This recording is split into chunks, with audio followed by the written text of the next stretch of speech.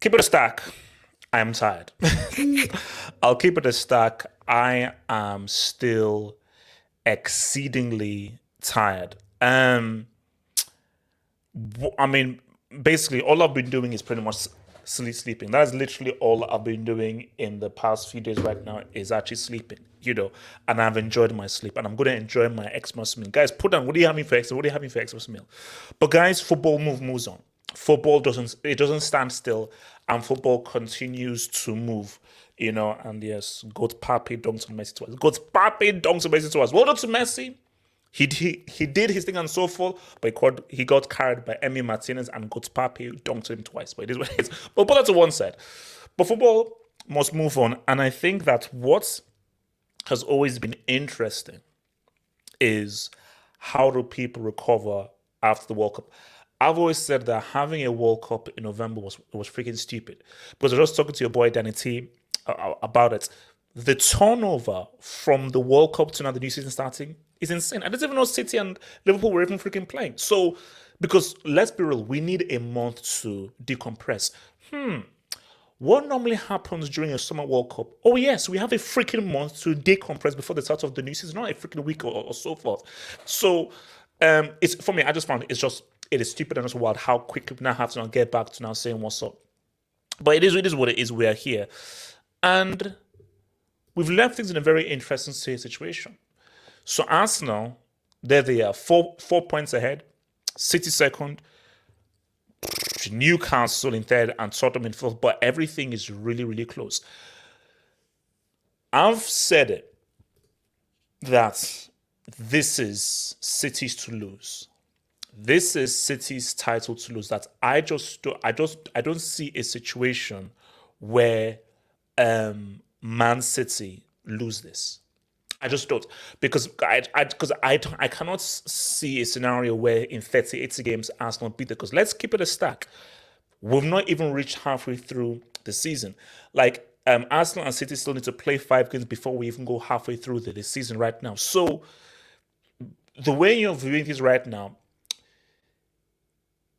the most important thing is that first game. In my view, I feel that first game after the World Cup break could make or break the season for Arsenal in the sense of their title aspirations. Because I think it's a case of if Arsenal lose it, it could affect them all the way through. If they win it, it's back to business because there's been such a massive break because of the World Cup. So much has gone down that to now get back into the club mind, it's going to be very key. What is the first thing you do after the World Cup break? So for me, I am looking more so at what Arsenal do in that first game back. Maybe there's a couple of games that rather what City do. Newcastle is a weird one because the Magpies don't know me because because the Magpies they've messed everything up because the whole view was okay, Tottenham, United. Okay, the less said about Chelsea. Look at Chelsea's for a whole separate discussion. Let's just put Chelsea for a whole separate discussion now. But let's just focus on these guys right now. And my thing here is, let's even look at what Arsenal are saying, because so the first game is West Ham at home, West Ham at home, then Brighton away, and then Newcastle at home. Those are 3 really critical games. 3 really critical games for Arsenal. But for me, I'm looking at that Arsenal game at home because for me, if you're Arsenal, that's a great game to come back to. Because if they had to come out to like a Newcastle, that'd be tricky. So coming into, because let's be real, it's not the West Ham we saw of last season. It's a very winnable game. So I think if Arsenal can have a good commanding performance and come away with a Dubinsky, I think that would be great. I think that would be really good and that would be really great for Arsenal and so forth and sort of their aspirations of saying what's up. Brighton away is a tricky one. You see, Brighton away is a tricky one. And I think that's it. And that game, 3rd of January, that's a really tough one. But I think if you're Arsenal and if you're Arteta, coming into the new year, you want to be on top. So coming into the new year, you want to take 6 points from those 2 games, and then you now start up again against, because basically If you're Arteta, you want to win those two games, and you should win those two games, West Ham and Brighton. Then it's two tough ones. Obviously, you have Oxford there, FA Cup, but it's the Newcastle game and the North London. Bro, it's, you know what? It's three games. Let's keep it a stack. These three games is where City could now come, because we're coming to City's fixtures, but that's where City could just come in and be like, yo, what's up? Let's talk. Let's have a discussion. We have a World Cup winner in a winner, Alvarez, who carried Messi, by the way, and we have your boy Haaland, the Norwegian phenom. So for these three games, so it's Newcastle, Tottenham, United. Those are three toughies. Those are three tough ones. So for Arsenal, you want to win those two games to give yourself a good foundation. Because I think if Arsenal don't get maximum points from these two games, I think City will smell blood. Now, looking at City now. Oh, what are we doing? Table. So for City, look at that. Leeds away, Everton at home. Okay, let's just ignore that. So let's just move that out of the way. So oh yeah, then they've got that. So and then you've got the you see, then you've got those double headers, which is the Manchester derby, then Tottenham at the crib.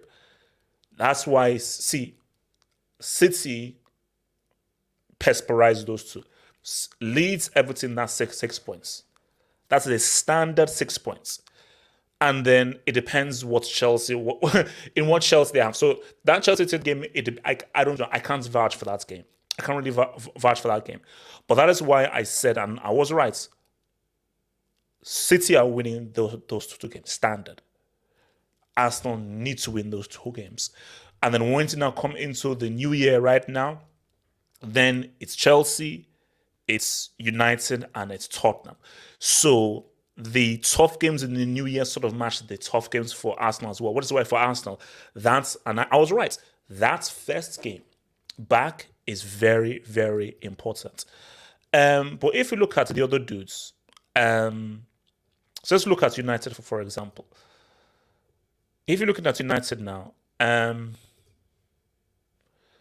Nottingham Forest, Wolves, Bournemouth, and then you've got. So if you're United, you should look to get maximum points from Forest and Wolves,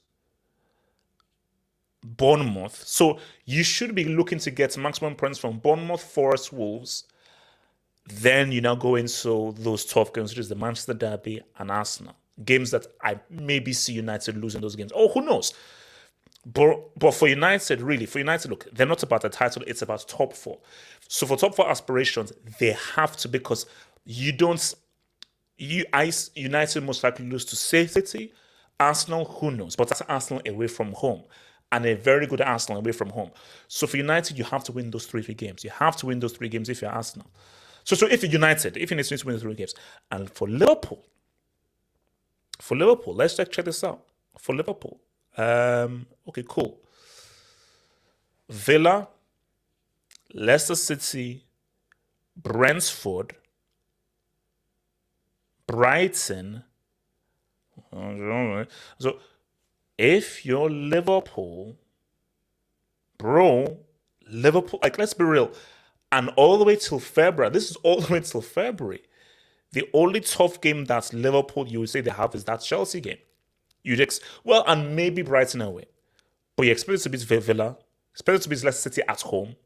Brentford away, you expect that. Brighton away, okay, it's tricky. Wolves away, and then of course it's a bit of. I want to discard February. I want to just keep it to January. So I want to discard that. For Liverpool, you should be expected to win all these games, and then that Chelsea game is at the crib, and you have to understand that Chelsea game, that is the game in hand. So that game is critical for both Liverpool and Chelsea. Again, I don't want to get too much in detail with Chelsea, because that's a whole different ball of wax. But with the lay of the land, I want just Newcastle real quick. I'll just look at Newcastle real quick. So Leicester City away, Leeds at home, Arsenal away, um, and Palace away. Sorry, that's Palace away. And then they got Fulham at home. Newcastle is going to be a problem, guys. I'm sorry. Because it's like, because I keep on wanting to discard them, but you can't discard them. And let's be real. Check this out. Newcastle are the most informed team in the league. They're the only team who won their last 5 games. So, and obviously, game in hand, obviously Arsenal still have a game in hand with them, but they're 7 points off the top. Obviously, game in hand for Arsenal and so forth. But then you say for United and Liverpool, they've got a game in hand on them. Hence why for Liverpool, that Chelsea game is so critical because that is what can help close the gap for them. But Newcastle are making this really tricky. They're making this really tricky indeed. And you just look at those games that they have. Newcastle can keep on going on this winning run because let's be real. The toughest game that Newcastle have, apart from Arsenal, the next tough game that you'll see they have is Liverpool. Because based on the record, you expect us to beat Leicester, Leeds, Fulham, Palace, West Ham, Bournemouth, and then are we? Because what's the thing? I mean, are we disregarding Newcastle? Obviously, they've not got up to face the, Liverpool, United, all these guys further on, but Newcastle have a pretty good run in. I don't want to look at Chelsea's fixtures. I will not look at Chelsea's fixtures. I will leave that on to another side. I'll leave that to another time right now. I don't want to deal with those guys as of right now. For me, it's like Rambo. I take each day as it comes when it comes to Chelsea. But, it says it for itself. Chelsea have to pretty much win every single game. Chelsea have to win every single game. And that game against Liverpool is vital for them to get top 4. But I go back to how I started it. Those first 2 games for Arsenal are key. They win those two games, then they put themselves in a very good position come the new year. From how this table is looking, City win the league. Because I think Liverpool are too far behind. City have too many sharpshooters with them. And Darwin Núñez has gone back to pretty much missing 1v1s. And I don't see any other guys challenging them. But look, man, Morocco got to the World Cup semis. First African side ever. Football is filled with the unmistakable. Who knew Mbappe would dunk on Messi again? Who knew he'd drop a 3-piece in the World Cup final? Who knew? So football is full of surprises. Maybe Arsenal could do it. If Arsenal win those 2 games, they go ahead.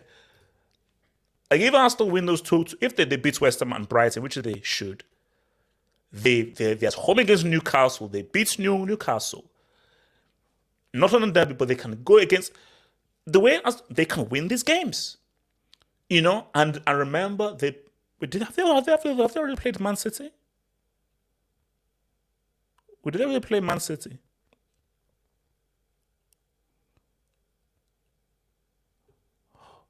Oh, so what? Or maybe they play them again or something. Okay, they play them again. Aha, so that's the first game is Man City. So who knows if Arsenal can still be a few points ahead of Man City come that game in February where they play them at the crib. Put it this way, Arsenal have a chance. I wouldn't put money on it because I have to go of what Man City have done, but as football has shown us, expect the unexpected. Expect the unexpected. But if Arsenal can just win this game, because the tricky ones for Arsenal for me, building up against Man City is United, North London Derby, Newcastle at home. This game, North London Derby, this right here, and it all comes. It's all back to back. This block here is where it could get tricky. If Arsenal kind of gets 9 points or 7 points in these three games, then they look good before 15th of Feb. Where City are concerned, For City, before that game, it should beat Villa. You see, now it's this game. Now, this is a key game. And they have them back to back. You see, for City, it's this back to back against Tottenham. Remember what Spurs did to them? Is this back to back? Is this back to back? And what happens against Chelsea? So if City come through that back to back with Spurs and can say what's up to Chelsea before their match against Arsenal, then it could say what's up, man. But very exciting things. But that reaction after World Cup break is going to be very key, man. So guys, like the video, subscribe if you're new, hit that subscribe button over there and check out that tier 1 and regular member content. Become a member right now and get that extra content. Football is back. It gets real. We're coming for that UCL and that top 4. Andre Santos, we're back.